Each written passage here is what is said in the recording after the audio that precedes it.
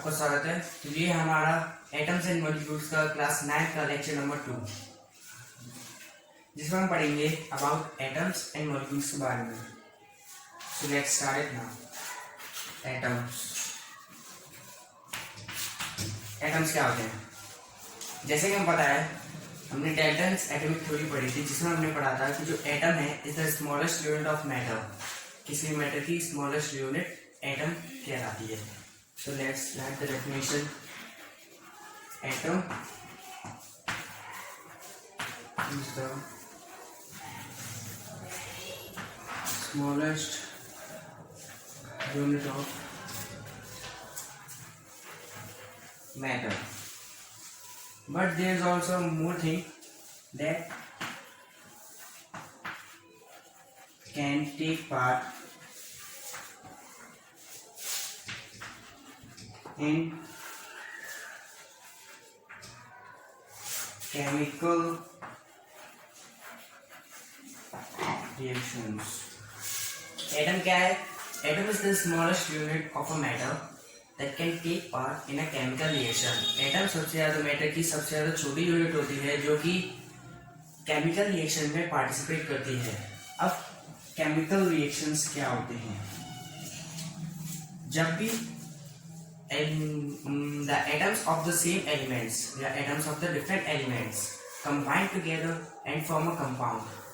So this whole process is called chemical reactions.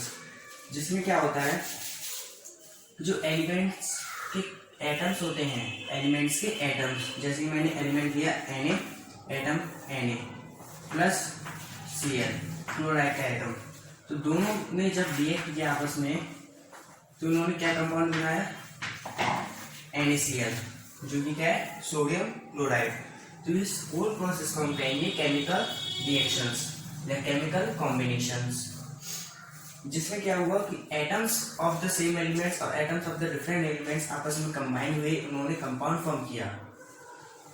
तो इसमें हम कह सकते हैं कि जो एटम है is the smallest unit of matter जो कि केमिकल रिएक्शन में पार्टिसिपेट कर रही है। जैसे हमने NaCl कंपाउंड बनाया, Na sodium plus chloride, sodium chloride NaCl। अब वन मोर थिंग, हम कैसे पता कर सकते हैं कोई भी एटम है जो छोटा है या बड़ा है? जैसे कि हाइड्रोजन, कार्बन, नाइट्रोजन, ये तीनों एटम्स हैं। अब इन तीनों एटम्स में से किसका एटम ज्यादा बड़ा होगा या छोटा होगा?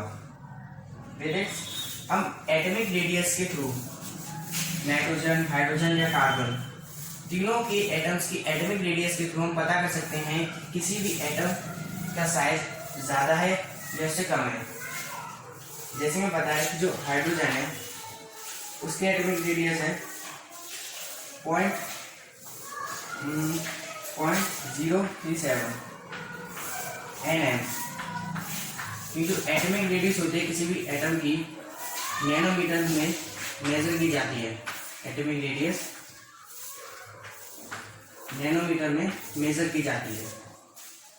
हाइड्रोजन की एटॉमिक रेडियस है 0.037 और कार्बन की है 0.077 nm। ओके, अब नाइट्रोजन की है 0.074 nm मीन्स नैनोमीटर। तो हम किसी भी एटम की एटॉमिक रेडियस के थ्रू एटम के साइज को मेजर कर सकते हैं, और जो एटॉमिक रेडियस है उसकी ऐसा यूनिट है nm मीन्स नैनोमीटर, और 10⁻⁹ metre is equals to 1 nm। 1 m क्या है? वो 10⁻⁹ मीटर के इक्वल होता है, जो कि एटॉमिक रेडियस की ऐसे यूनिट है। नेक्स्ट, इसके बाद हम आते हैं symbols of elements.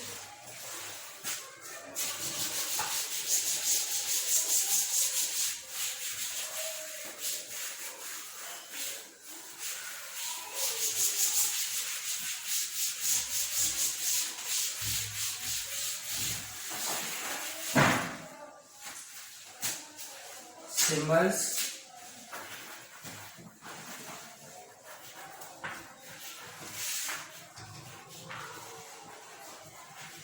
Of elements. Elements के सिंबल्स कैसे होते हैं, जैसे कि आपने पीरियोडिक टेबल में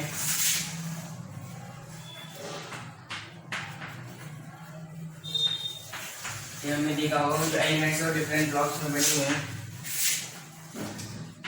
P block, S block, B block and many more. तो अब जो पीरियोडिक टेबल में जो एलिमेंट्स हैं उनके सिंबल क्या है, उन्हें हम कैसे पता कर सकते हैं, कैसे आइडेंटिफाई कर सकते हैं कि ये एलिमेंट जो इसमें जो एटम्स होंगे वो इसी एलिमेंट के होंगे। जैसे कि मैंने सोडियम लिया और क्लोराइड, क्लोरीन।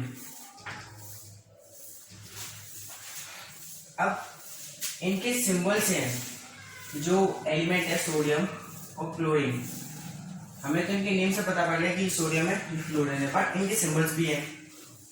जैसे कि सोडियम का Na, क्लोरीन का Cl, जिससे हम पता कर सकते हैं कि जो एलिमेंट्स है, अगर हमें सिंबल्स भी दे दिए जाए तो हम इनको आइडेंटिफाई कर सकते हैं कि इस एटम्स के एलिमेंट्स हैं। एलिमेंट्स सेम एटम्स होंगे। अगर जैसे कि मैंने बना दिया Na+Na, ये क्या, सोडियम का एलिमेंट, ये भी सोडियम का एलिमेंट। अब हमने पहले देखा था पिछले लेक्चर में डेल्टन्स एटॉमिक सिंबल में, डेल्टन्स के एलिमेंट सिंबल में, डेल्टन्स सिंबल्स ऑफ एलिमेंट्स, जिसमें हमने देखा था कि जो गोल्ड है, मॉडर्न सिंबल्स में तो हम उसको AU कहते हैं, एयूरम, लेकिन डेल्टन्स की एटॉमिक थ्योरी के अकॉर्डिंग उन्होंने जो सिंबल्स लॉन्च किए थे उसके अकॉर्डिंग जो गोल्ड है वो ये होता है।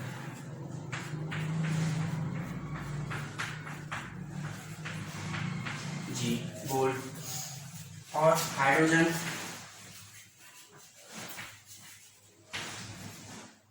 हाइड्रोजन का होता है हमारा ये। देन कार्बन, फोर्थ है ये पूरा फिल्ड है ब्लैक कलर से। तो ये क्या है, ये डिफरेंट सिंबल्स थे डिफरेंट एलिमेंट्स के, बट इनको रिमेम्बर करना, इनको एनालाइज करना बहुत ही ज्यादा डिफिकल्ट था, इसलिए डेल्टन्स के सिंबल्स ऑफ द एलिमेंट्स को नहीं माना गया। जो न्यू फिजिशियन थे जिनका नेम था जे बर्जीलियस,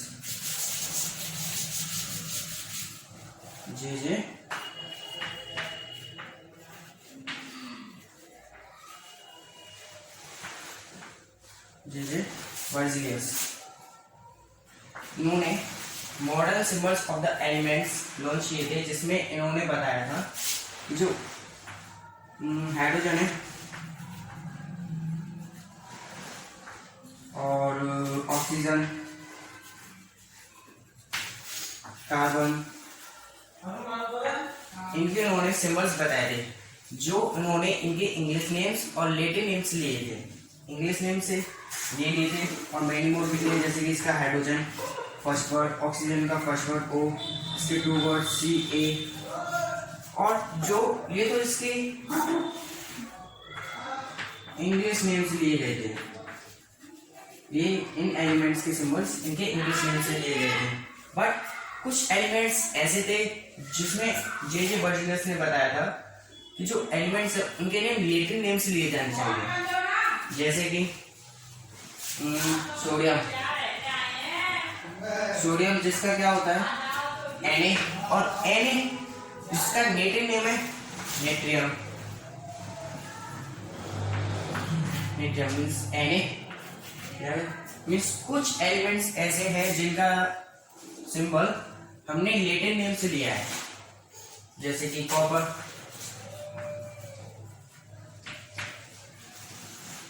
कॉपर का कपरम एंड सिंबल Cu, कॉपर का symbol Cu, Latin name कपरम,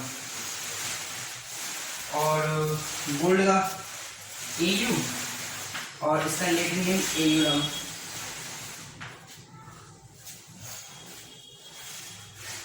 and ऐसे ही model symbols of the elements लिए गए हैं जो कि जे बर्जेलियस ने लॉन्च किए थे। तो नेक्स्ट थिंग आती है हमारी atomic mass of an element. Atomic mass क्या होता है?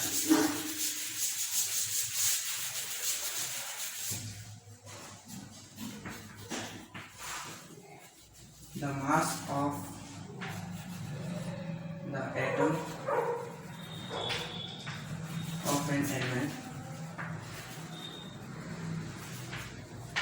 is called its atomic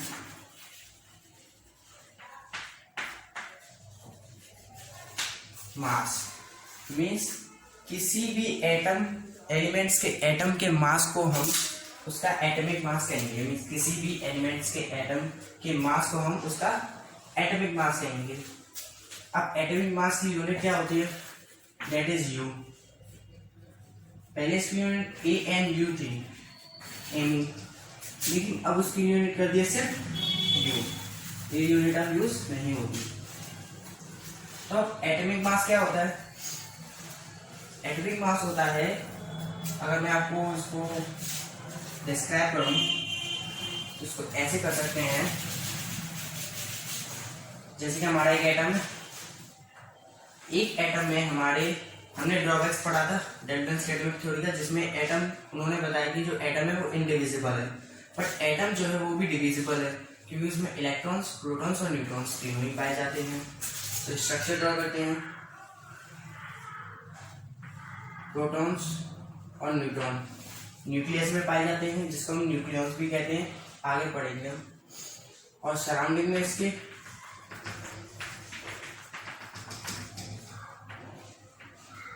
electron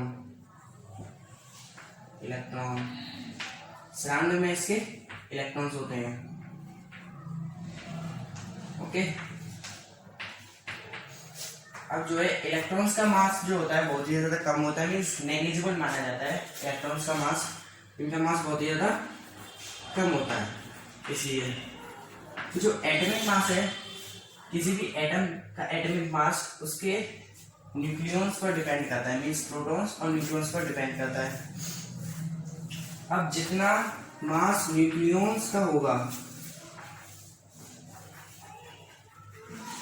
nucleons, उतना ही मास किसी एटम का होगा, क्योंकि जो इलेक्ट्रॉन है उनका मास नेग्लिजिबल माना जाता है क्योंकि उसका मास कम होता है। लेकिन जो चार्ज है, इलेक्ट्रॉन का चार्ज और प्रोटॉन का चार्ज, दोनों ही इक्वल होता है। एटॉमिक मास किसी भी एटम के एलिमेंट्स के एटम के मास को हम एटॉमिक मास कहते हैं, जो कि उसके न्यूक्लियस पर डिपेंड करता है। जैसे कि सब एटॉमिक मास मैं आपको बता दूं,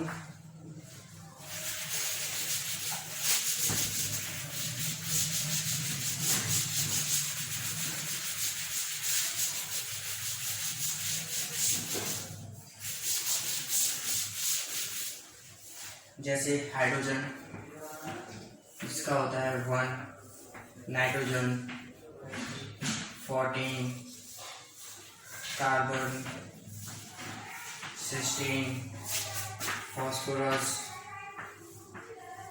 31, sodium 23, chlorine 35.5 and many more.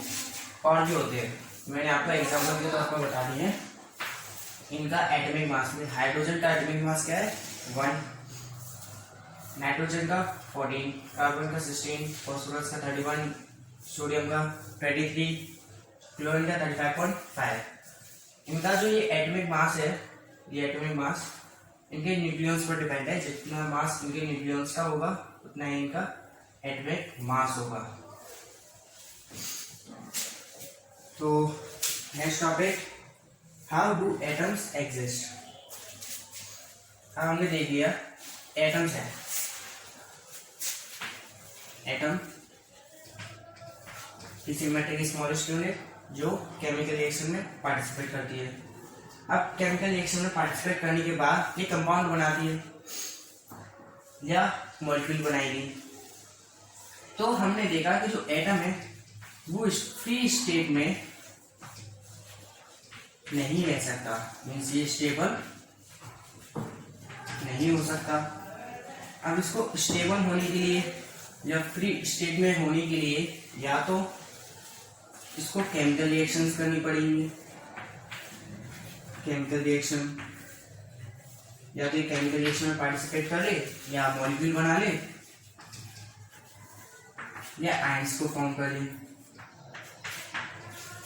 ये है, इन्हीं मेथड से क्या है, ये फ्री स्टेट या स्टेबल हो सकता है कोई भी एटम। ये जो एटम है वो फ्री स्टेट में मूवमेंट फ्री स्टेट में नहीं होता, या तो वो मॉलिक्यूल्स की फॉर्म में फ्री स्टेट में होगा या आयंस की फॉर्म में फ्री स्टेट में होगा या स्टेबल होगा। मॉलिक्यूल्स क्या होते हैं, न्यू टॉपिक आ गया। मॉलिक्यूल्स क्या होते हैं,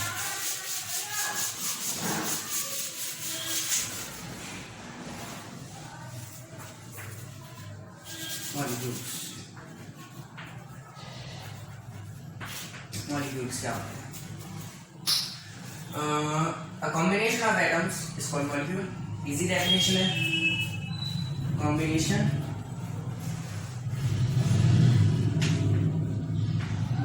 of atoms is called molecule. Means atoms के कॉम्बिनेशन को ही हम मॉलिक्यूल कहते हैं। अगर दो या दो से ज्यादा एटम्स आपस में कंबाइन होंगे then this state will be called as a molecule. वो मॉलिक्यूल फॉर्म कर रहे हैं। एटम्स और मॉलिक्यूल्स दोनों ही डिफरेंट होते हैं, हमने डिस्कस कर लिया। अभी हमने देखा कि जो एटम है वो फ्री स्टेट में नहीं रह सकता, बट मॉलिक्यूल्स फ्री स्टेट में रह सकता है। एटम जो है smallest unit of a particle, but molecule भी smallest unit of a particle है, लेकिन ये कंबाइंड फॉर्म में होता है और ये कंबाइंड फॉर्म में नहीं होता। Molecules combination of atoms is called molecule. Atoms का कॉम्बिनेशन को ही मॉलिक्यूल कहते हैं। लेकिन जो मॉलिक्यूल है, one more thing, it is electrically neutral, electrically neutral group of two और मोर एटम्स। मॉलिक्यूल जो है वो इलेक्ट्रिकली न्यूट्रल भी होता है, मींस इलेक्ट्रिकली न्यूट्रल होता है, और दो या दो से ज्यादा एटम्स के कॉम्बिनेशन से फॉर्म होता है। इलेक्ट्रिकली न्यूट्रल का मीन्स है कि जो एटम है उसमें इलेक्ट्रॉन्स और प्रोटॉन्स दोनों इक्वली चार्ज और इक्वली मैग्नीट्यूड होंगे। Means electrons and protons, electrons and protons ये दोनों ही आपस में इक्वल होंगे। किसमें? चार्ज में, मैग्नीट्यूड में नहीं, चार्ज में। क्योंकि इनका मास, इसका मास दोनों का ही डिफरेंट होता है। चार्ज में दोनों ही इक्वल होंगे और इक्वल इन नंबर्स में भी इक्वल होंगे और चार्ज में भी इक्वल होंगे। अगर नंबर्स और चार्ज दोनों में ही इक्वल है तो वो जो भी एटम्स से मॉलिक्यूल्स फॉर्म होगा उसके कॉम्बिनेशन से, तो वो इलेक्ट्रिकली न्यूट्रल होगा। ओके, समझ में आ गया कि इलेक्ट्रिकली न्यूट्रल का मतलब होता है जब इलेक्ट्रॉन्स और protons in charge and numbers में इक्वल होंगे तो जो एटम्स के कॉम्बिनेशन से जो मॉलिक्यूल फॉर्म होगा वो इलेक्ट्रिकली न्यूट्रल होगा। जैसे कि मॉलिक्यूल्स कोई भी आप एटम्स ले सकते हैं, किसी भी एलिमेंट्स के सेम एटम्स ले सकते हैं या डिफरेंट एटम्स। जैसे कि मैंने ले लिया हाइड्रोजन के ही 2 एटम्स, ये 1 एटम, ये सेकंड एटम, दोनों में आपस में कॉम्बिनेशन है, दोनों ही आपस में कंबाइन हो रहे हैं। क्या होगा? इनके बीच में बॉन्ड बनेगा। इनके बीच में जो बॉन्ड बनेगा उसका नेम है कोवलेंट बॉन्ड। इनके बीच में जो बॉन्ड बनेगा वो होगा हमारा कोवलेंट बॉन्ड। और इनके बीच में जो फोर्स होगा जो इनको कंबाइंड स्टेट में रखेगा। इनके बीच में बॉन्ड है जिसका नेम है कोवलेंट बॉन्ड। कोवलेंट बॉन्ड की वजह से दो एटम्स आपस में जुड़े रहते हैं इन अ मॉलिक्यूल में। मैंने दो एटम्स लिए ऑफ द सेम एलिमेंट्स के, हाइड्रोजन हाइड्रोजन, दो एटम्स को कंबाइन कर दिया तो ये क्या बनेगा, H2। क्या बनाएगा, H2। अगर मैंने इसी में एक डिफरेंट एलिमेंट्स का और एटम ले लिया, जैसे मैंने ले लिया O, O के साथ सिंबल है ऑक्सीजन में। मैंने आपको सिंबल बताया था जो कि जे वर्जिनस ने modern symbols of the elements launch किए थे, H हाइड्रोजन O ऑक्सीजन। जब ये आपस में कंबाइन हो गई तो क्या बन गया, अब ये बन गया, अब ये पूरा बन गया हमारा H2O। ये क्या होता है, ये होता है सबस्क्रिप्ट। ये हमें बताता है कि किसी भी एलिमेंट के इतने एटम्स हैं किसी भी मॉलिक्यूल में, या किसी भी केमिकल रिएक्शन में, किसी भी या कंपाउंड में, किसी भी कंपाउंड में या किसी मॉलिक्यूल में कितने नंबर्स ऑफ एटम्स हैं किस एलिमेंट के। हाइड्रोजन एटम कितने हैं, 2, that's why I have written 2, and oxygen element 1, इसलिए मैंने O लिख दिया सिर्फ, H2O, जो कि हमारा होता है वाटर। ओके, समझ में आ गया। अब इसके बाद हम देखें कि जो मॉलिक्यूल है वो भी 2 पार्ट्स में डिवाइडेड है। कैसे, जैसे मैंने आपको एग्जांपल दिया, फर्स्ट जो था वो था मॉलिक्यूल्स ऑफ एलिमेंट्स, सेकंड है molecules of compound. Okay, molecules of elements and molecules of compound. तो मॉलिक्यूल्स ऑफ एलिमेंट्स और मॉलिक्यूल्स ऑफ कंपाउंड्स क्या होते हैं, चलो देखते हैं।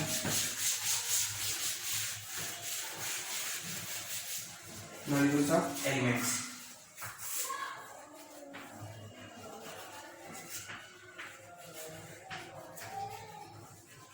मॉलिक्यूल्स ऑफ एलिमेंट्स क्या होता है।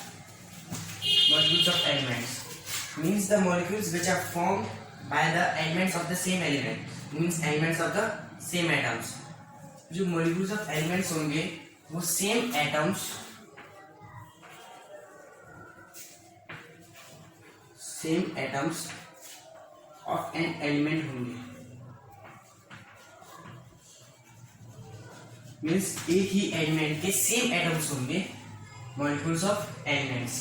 उनको हम क्या कहेंगे, मॉलिक्यूल्स ऑफ एलिमेंट, जिसमें same atoms of an element होंगे। सेकंड मैंने आपको बताया था मॉलिक्यूल्स ऑफ कंपाउंड्स, इसमें क्या होंगे, different atoms of different atoms of different elements, different atoms होंगे of different elements के, that is molecules of compounds। molecules of elements में क्या है, same atoms of an element। जैसे एग्जाम्पल इजी है, जैसे मैंने आपको दिया था हाइड्रोजन, इस बार मैं देता हूँ nitrogen and nitrogen, two atoms of the same elements, same elements के एटम्स हैं 2, नाइट्रोजन के, ये हो गया हमारा N2, ये 2 है। अब मैं जैसे कि लिया phosphorus, P P P P P किसका है सिंबल, फॉस्फोरस का P, और ये कितने हैं 1 2 3 4, 4 means 4 atoms of an element, 4 atoms of the same elements हैं, फॉस्फोरस के ही एटम्स हैं, तो फॉस्फोरस के कितने एटम्स हैं 4। और वन मोर थिंग है इसमें, अब आप देख रहे हैं कि जितने एटम्स हैं किसी मॉलिक्यूल में फॉर्म, तो मॉलिक्यूल कर रहे हैं, ये पूरा क्या है, मॉलिक्यूल है, मॉलिक्यूल्स फॉर्म किए जा रहे हैं। ये एटम्स के कॉम्बिनेशन से क्या होता है, मॉलिक्यूल्स फॉर्म होते हैं, मॉलिक्यूल्स फॉर्म हो रहे हैं। मॉलिक्यूल्स फॉर्म होने से इसमें हमें पता पड़ रहा है कि जो मॉलिक्यूल है उसमें कितने नंबर ऑफ एटम्स हैं। वन मोर थिंग हमें पता पड़ी that the number of atoms present per molecule is called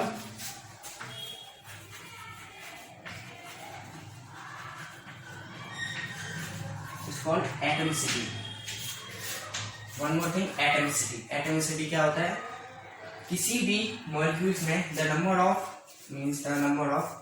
atoms, sorry लिखना भूल गया, the number of atoms present per molecule means किसी भी molecule में number of atoms, कितने number of atoms present है उसी को हम क्या कहते हैं, उसकी atomicity. means मैंने पूछा आपसे कि नाइट्रोजन की atomicity क्या है, उसमें कितने एटम्स के मॉलिक्यूल हैं, पर एटम्स पर मॉलिक्यूल कितने हैं, मींस हर एक मॉलिक्यूल में कितने एटम्स हैं, 2 एटम्स हैं.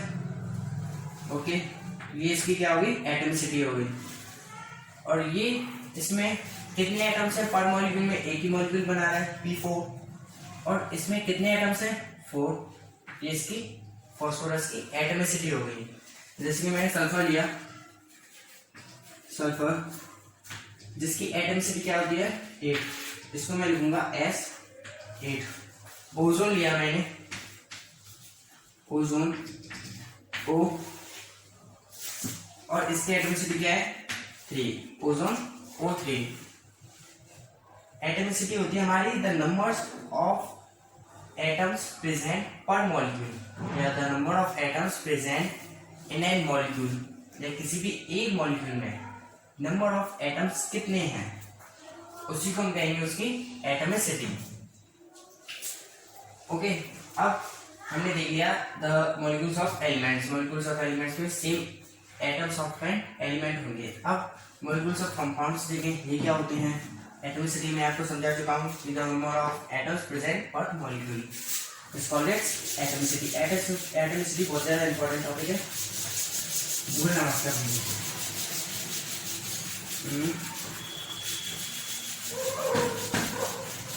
नेक्स्ट, अब molecules of compounds, different atoms of different elements. different elements है तो different atoms हो ही जाएंगे. ओके, ये मैंने आपको समझाने के लिए different डबल वाल लिख दिया. so different atoms of different elements, मैंने different elements ले लिए. मैंने आपको पहले भी एग्जाम्पल दिया था H2O का. इस बार मैं कोई दूसरा एग्जाम्पल लेता हूँ, NaCl. सबसे पहले मुझे कमेंट बॉक्स में लिख के बताइए कि ये Na और Cl ये किस एलिमेंट्स के सिंबल है, जल्दी से लिख के बताइए. सही, सोडियम का है ये, और ये क्लोरीन का. ये सोडियम और ये क्लोरीन, सोडियम और क्लोरीन. अब मैंने सोडियम और क्लोरीन दोनों ही को ही आपस में रिएक्ट किया, या आपस में बॉन्ड बनाया, कोवलेंट बॉन्ड, क्योंकि मॉलिक्यूल्स बना रहा हूँ मैं ऑफ कंपाउंड्स के. और वन मोर थिंग, किसी भी कंपाउंड के मॉलिक्यूल्स को हम मॉलिक्यूलर कंपाउंड भी कहते हैं. किसी भी कंपाउंड या जो भी कंपाउंड मॉलिक्यूल से फॉर्म होता है, that is also called molecular compound. बात ध्यान रखना, मॉलिक्यूलर कंपाउंड क्या होता है, the compound which is formed by the molecules, it is known as molecular compound. यहाँ पर आ जाइए, दैट सोडियम और Cl. मैंने 2 डिफरेंट एटम्स लिए ऑफ डिफरेंट एलिमेंट्स के. ये सोडियम है, ये Cl है, सोडियम और क्लोरीन. सो Na plus Cl, Na plus Cl, ये क्या फॉर्म करेंगे, NaCl which is sodium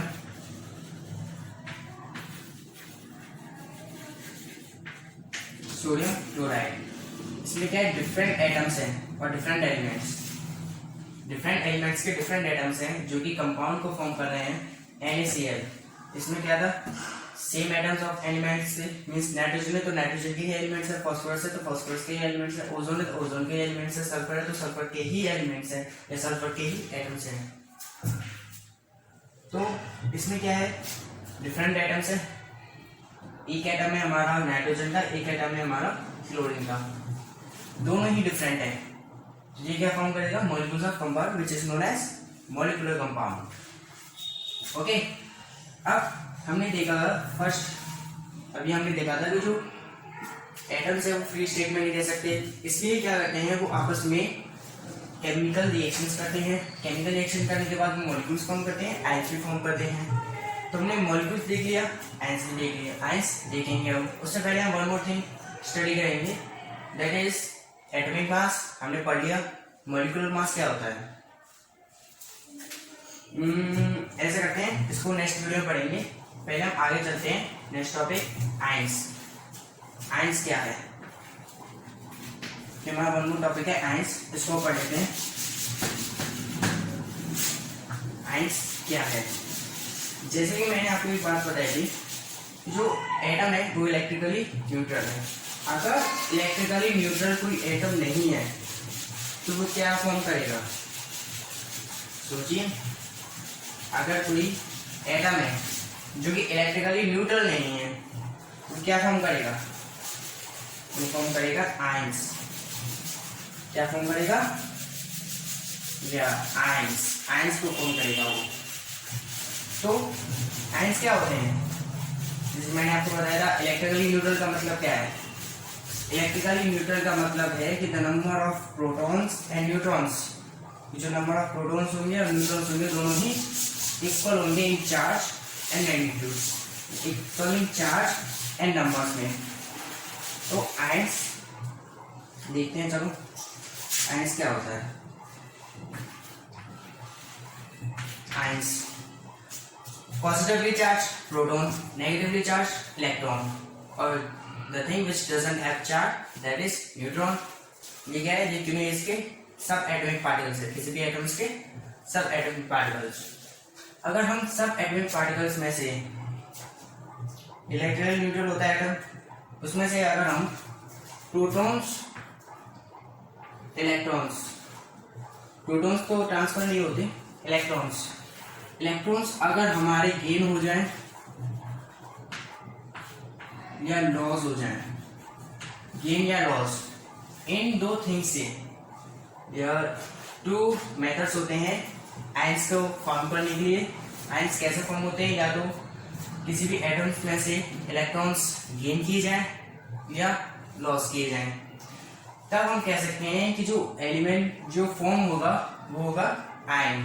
atom नहीं होगा, आयन होगा, क्योंकि जो एटम है वो इलेक्ट्रिकली न्यूट्रल है। आयन कभी भी इलेक्ट्रिकली न्यूट्रल नहीं होता, लेकिन आयन से जो फॉर्म कंपाउंड होते हैं, आयनिक कंपाउंड, वो इलेक्ट्रिकली न्यूट्रल हो सकते हैं। फर्स्ट थिंग,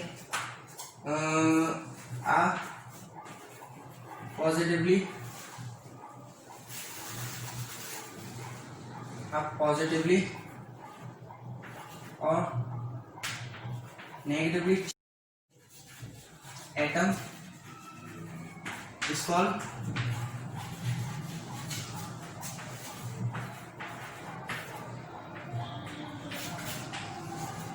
नेगेटिवली पॉजिटिवली और negatively charge atom is called ions. Means ion atom जो होगा उसका अगर नेगेटिव या पॉजिटिव इन दोनों में से या कोई भी एक चार्ज है, तो जो एटम होगा वो इलेक्ट्रिकली न्यूट्रल नहीं होगा, वो बन जाएगा हमारा आयन। वो एटम नहीं कहलाया जाएगा, वो कहलाया जाएगा आयंस।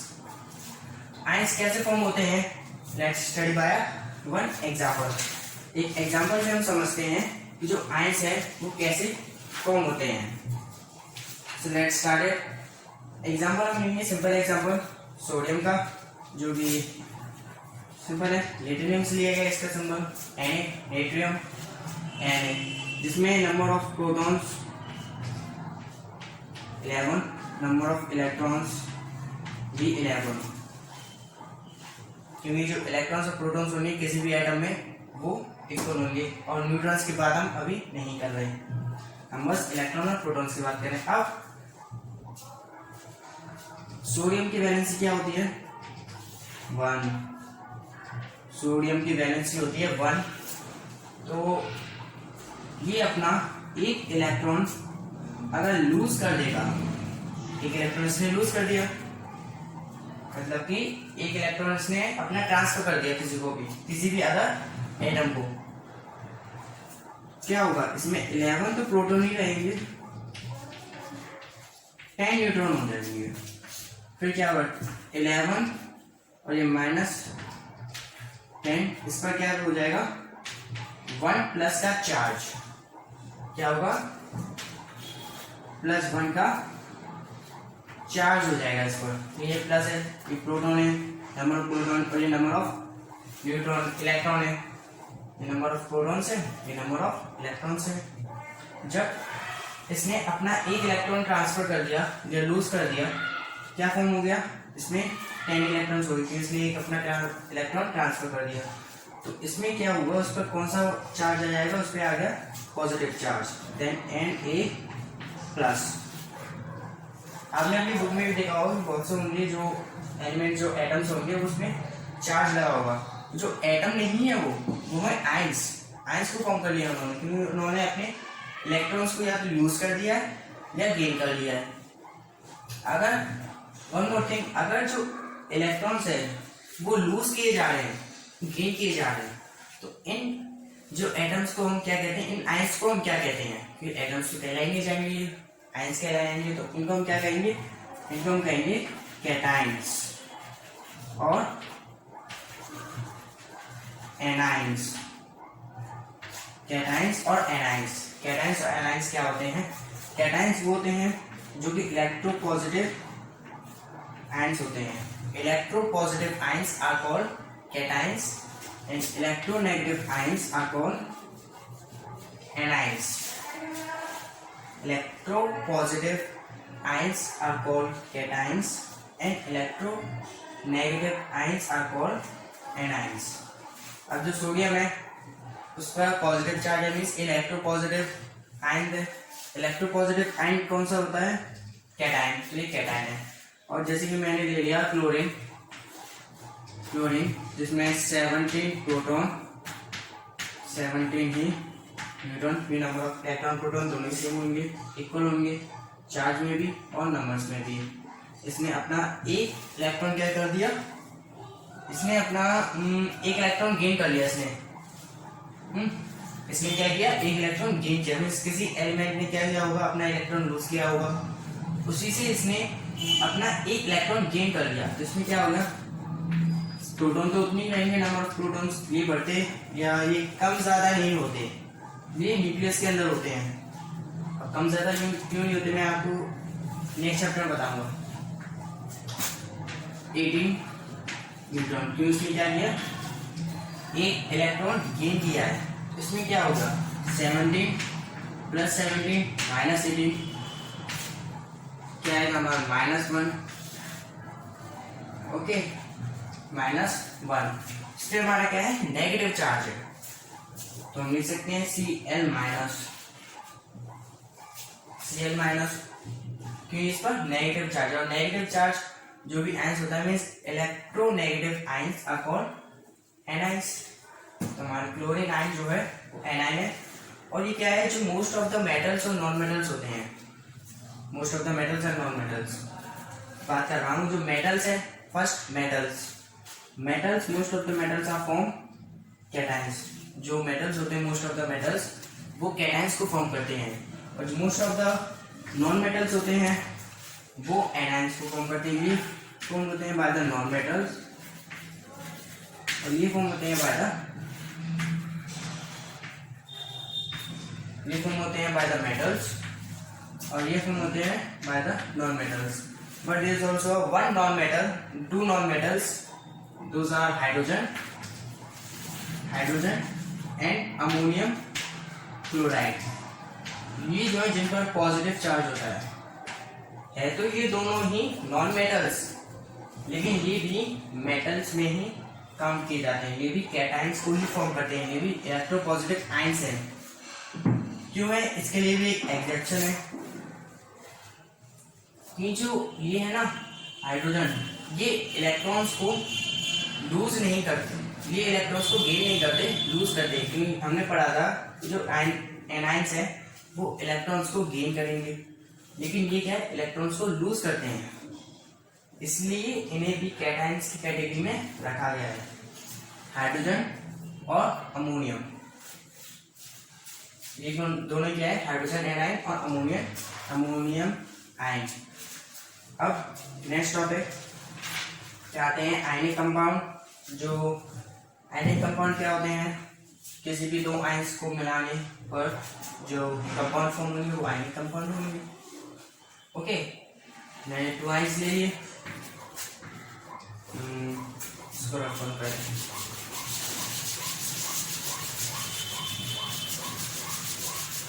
कोई भी दो आयंस ले लिए मैंने, first Na plus, okay, Cl minus, ये दो मैंने आयंस ले लिए, फर्स्ट Na, सेकंड Cl। इन पर क्या है, इस पर 1 पॉजिटिव चार्ज है, इस पर 1 नेगेटिव चार्ज है, तो 1 पॉजिटिव प्लस 1 माइनस 1 क्या हो जाएगा, 0। This overall no charge, neutral हो जाएगा। Na प्लस Cl माइनस, तो बन जाएगा हमारा NaCl, जो कि क्या है, आयनिक कंपाउंड है, क्योंकि आयंस के फॉर्म किया है, आयंस के द्वारा फॉर्म किया गया है। इसको हम मॉलिक्यूलर कंपाउंड नहीं कह सकते, मॉलिक्यूलर कंपाउंड हम इसको नहीं कह सकते, क्योंकि मॉलिक्यूल से नहीं बना, ये बना है हमारा आयन से, इसको हम कहेंगे आयनिक कंपाउंड।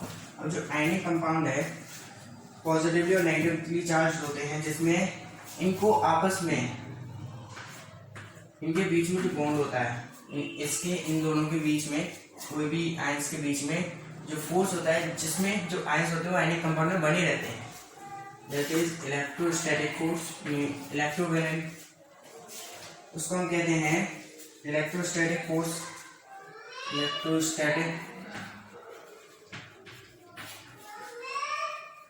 फोर्स, इसको हम क्या कहते हैं, इलेक्ट्रोस्टैटिक फोर्स, जिसमें क्या होता है, दो एलिमेंट मीन्स दो आयंस जो होते हैं वो आपस में जुड़े हुए होते हैं, और इनके जो बीच में आपस में फोर्स तो इलेक्ट्रोस्टैटिक फोर्स है, बट जो बॉन्ड बनेगा वो कौन सा बनेगा, इलेक्ट्रोवैलेंट बॉन्ड,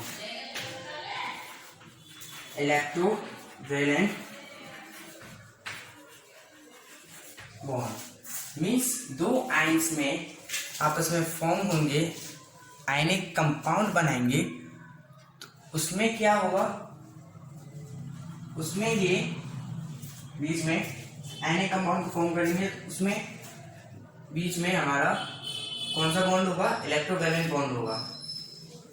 ओके, हमने देख लिया कैसे आयनिक कंपाउंड फॉर्म होते हैं, और मैनी एग्जांपल्स भी हैं आपकी बुक में।